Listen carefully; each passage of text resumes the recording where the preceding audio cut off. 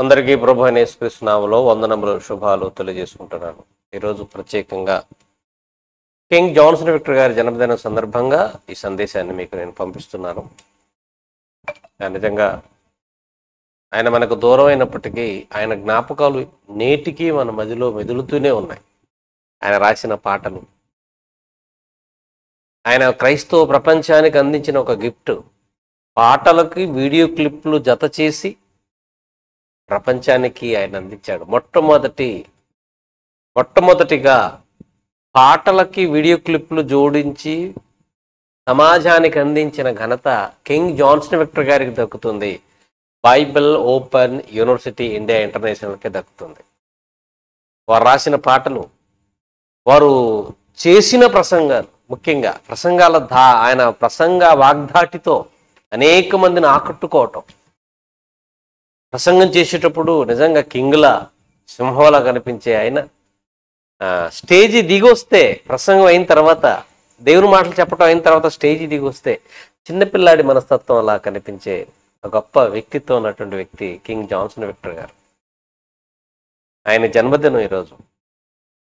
ఆయన మన మధ్య దూరమై సంవత్సరాలు అవుతున్నప్పటికీ ఇప్పటికీ మనకి ఇంకా దగ్గరగానే ఉన్నాడు అన్నట్టుగా అనిపిస్తుంది. ఎందుకంటే ఆయన రాసిన పాటలు, ఆయన చేసిన పాటలన్నీ మనం చూస్తున్నాం కనుక, సంఘాలలో పాడుకుంటున్నాం కనుక, పాడుతున్నాం. ఆయన ప్రసంగాలు నేటికి యూట్యూబ్లో ఉన్నాయి, వింటున్నాం.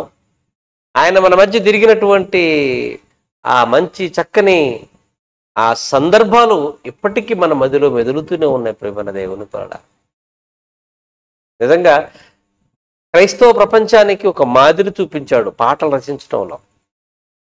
సుమారు ఒక 150 పాటలు ఆల్రెడీ సమాజంలోకి విడిచిపెట్టిన ఆయన ఇంకా 100 పాటలు పాడి రెడీగా ఉంచాడు అంటే ఎంత కష్టపడ్డాడో నిజంగా దేవుడి కోసం ఆలోచించండి. ఎంత కష్టపడ్డాడు. చిన్న వయసులోనే ఎన్నిటినో సిద్ధం చేసి దేవుడి కోసం అనేక మందికి స్ఫూర్తిగా నిలిచాడు. చూడండి, అనేక మందికి స్ఫూర్తిగా నిలిచాడు.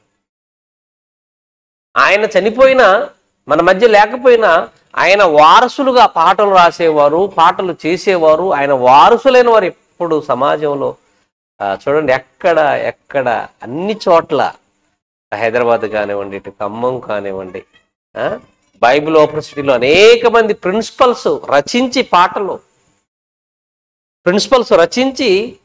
పాటలు పాడించి ఆయన స్ఫూర్తిగా తీసుకొని ఇదంతా చేస్తున్నారండి. ఆయన స్ఫూర్తితో అనేక మంది చక్కని పాటలు విడుదల చేస్తున్నారండి. ఈరోజు ఎంత అద్భుతం జరిగింది చూడండి, ఎంత అద్భుతం జరిగింది. గొప్ప మాదిరి చూపించాడు. పాటలు పాడటంలో మాదిరి చూపించాడు, పాటలు రాయటంలో మాదిరి చూపించాడు, ప్రసంగాలు చేయటంలో మాదిరి చూపించాడు. అనేక మందికి స్ఫూర్తిదాయకంగా ఆయన జీవితం మిగిలిపోయింది. ఆయన జ్ఞాపకాలు ఇప్పటికీ మన మదిలోనే మెదులుతూ ఉన్నాయి. మనకు దూరంగా ఉండొచ్చేమో కానీ ఆయన, మన మధ్య లేకపోవచ్చేమో కానీ ఆయన ఇప్పటికీ దగ్గరగానే ఉన్నట్టుగా అనిపిస్తుందండి. శరీరమే మనకు కనిపించడం లేదు. ఆయన మన మధ్య చేసిన గొప్ప సేవా కార్యక్రమాలు మన మధ్యలో మెదులుతూ ఉన్నాయి, కళ్ళకు ప్రత్యక్షమవుతున్నాయి, కళ్ళకు సాత్కాకరించున్నాయి. ప్రియమైన దేవుని పిల్లలారా, ప్రదర్శించబడుతున్నాయి. ఆయన గురించి ఒక మాట నేను బైబిల్లో చదివి వినిపిస్తానండి. కీర్తన 40వ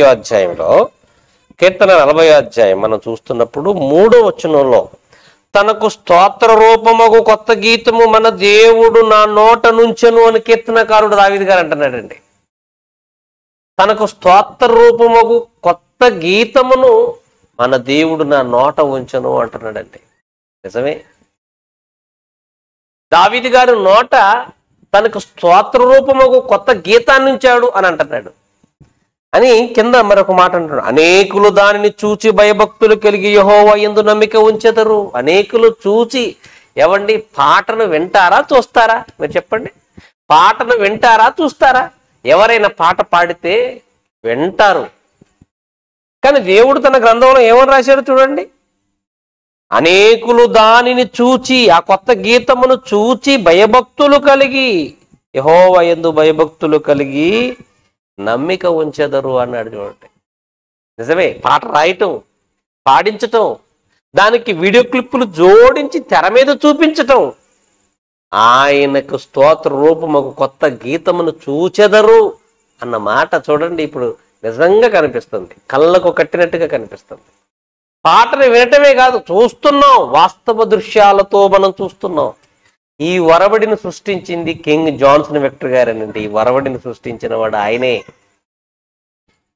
ఈ గొప్ప ట్రాక్ ను తీసుకొచ్చిన వాడు ఆయనే. కాబట్టి ప్రేమన దేవుని పిల్లలారా, ఆయన ఎప్పటికీ కింగే, ఎప్పటికీ కింగే. బ్రతుకు కాలం అంతా స్వార్థలో సాగిపోయాడు, పాటలతో అలరించాడు, ప్రసంగాలతో అలరించాడు.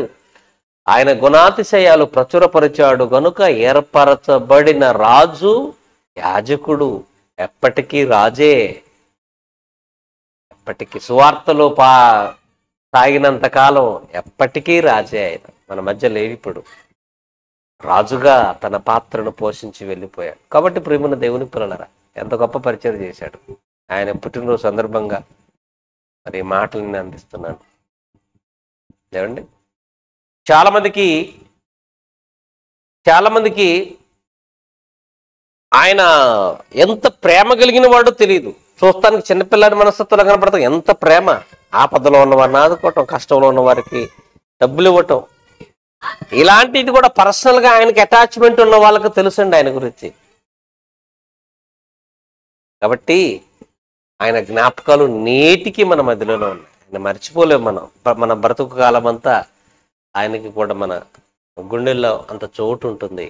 ఎందుకంటే ఆయన చేసిన సర్వీస్ అలాంటిది. నేను 3 మీటింగ్లు పెట్టించాను. నేనున్న ప్రాంతంలో జాన్సన్ విక్టర్ గారి చేత 3 మహాసభలు పెట్టించాను. మా పట్టణం, మా గ్రామం, ఎన్నో చోట ఆ ప్రాంతంలో ఉన్నవారు ఆయన మాటలు చివురులో మారుమోగిపోయాయి ఆయన ప్రసంగాలతో. అద్భుతమైన పరిచయం చేశాడు.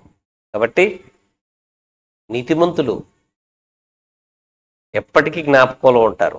నీతిమంతులు మనకి ఎప్పటికీ జ్ఞాపకంలో ఉంటారు. వారు చేసిన పరిచర్య ఎప్పటికీ జ్ఞాపకంలో ఉంటుంది. Okay, thank you.